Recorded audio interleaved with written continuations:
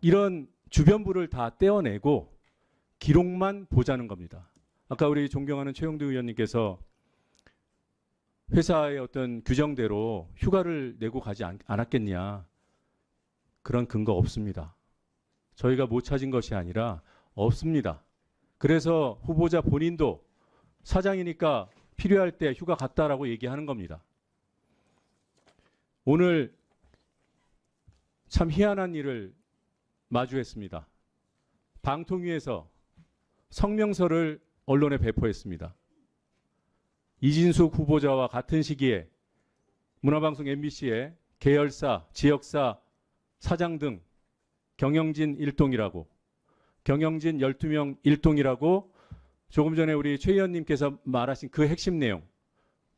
그때 감사를 했는데 아무것도 안 나왔다. 다시 말씀드리지만 그때 감사 없었습니다.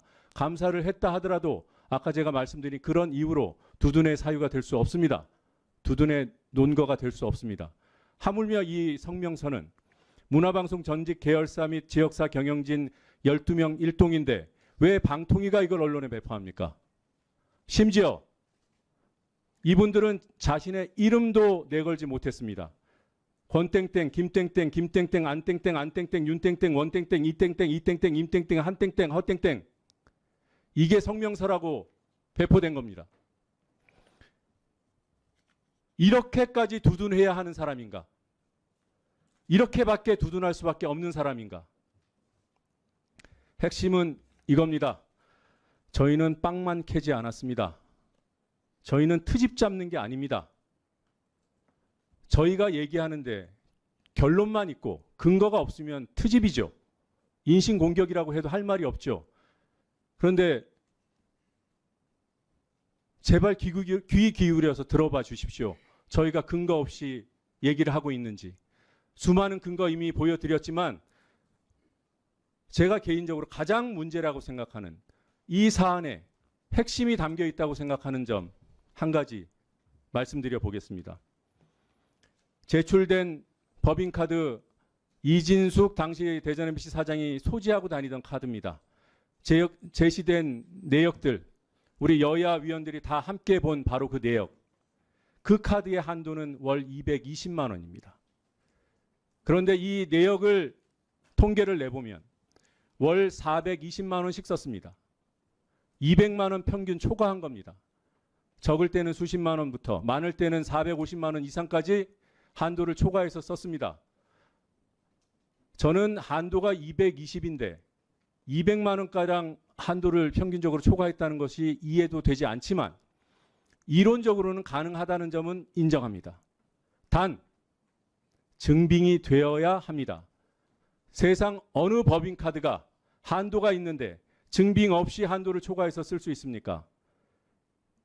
하지만 대전 MBC에 단 한 건의 증빙 자료도 제출되지 않았습니다.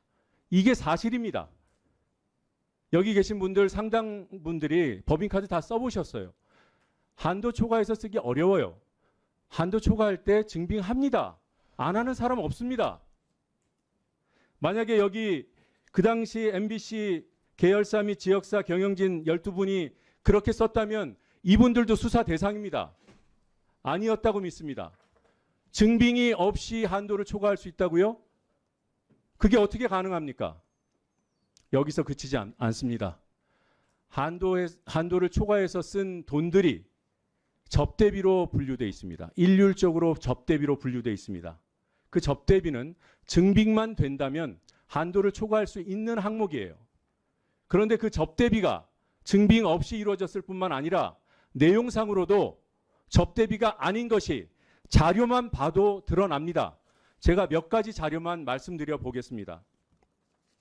같은 날 같은 장소에서 비슷한 시각에 여러 건의 결제가 이루어집니다. 2017년 11월 13일 이진숙 후보자는 당시 대전 MBC 사장은 주식회사 한화갤러리아 타임월드라는 백화점에 가서 3차례 결제를 합니다.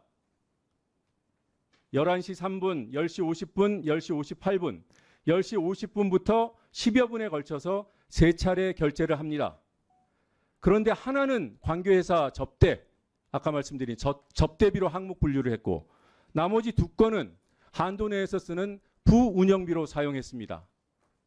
이해가 되십니까? 실수면 좋겠습니다. 이런 만약에 사례가 한 건만 있었으면 제가 말씀 안 드립니다. 아, 실수했겠거니. 실수할 수 있으니까.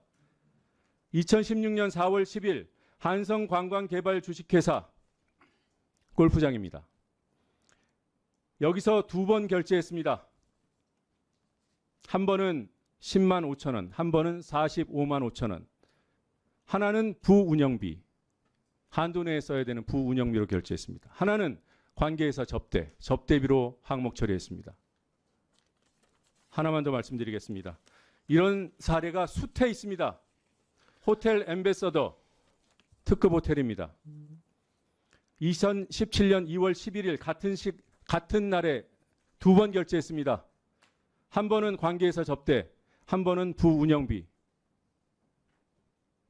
도대체 이게 가능하냐고 여쭤보지 않을 수가 없습니다. 이런 것을 두둔해 줄 수 있겠습니까? 이해해 줄 수 있겠습니까? 월별로 부운영비, 한도 내에 쓰는 부운영비로 사용한 금액 한 번도 220만 원을 넘어본 적 없습니다. 당연하죠. 관계회사 접대 2015년 3월 160만 원 초과, 2015년 4월 94만 8천 원 초과, 이렇게 매달 초과합니다. 2015년 9월에는 289만 원 초과, 2016년 6월 340만 원 초과, 한도가 220만 원인데 300만 원 넘게 더 썼습니다. 2016년 8월에는 무려 437만 원을 초과했었습니다.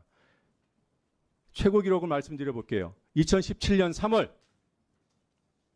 박근혜 대통령이 탄핵되던 그 시점 무려 453만 7천 원을 초과해서 썼습니다. 아까 말씀드린 대로 증빙 자료 단 한 건도 없습니다.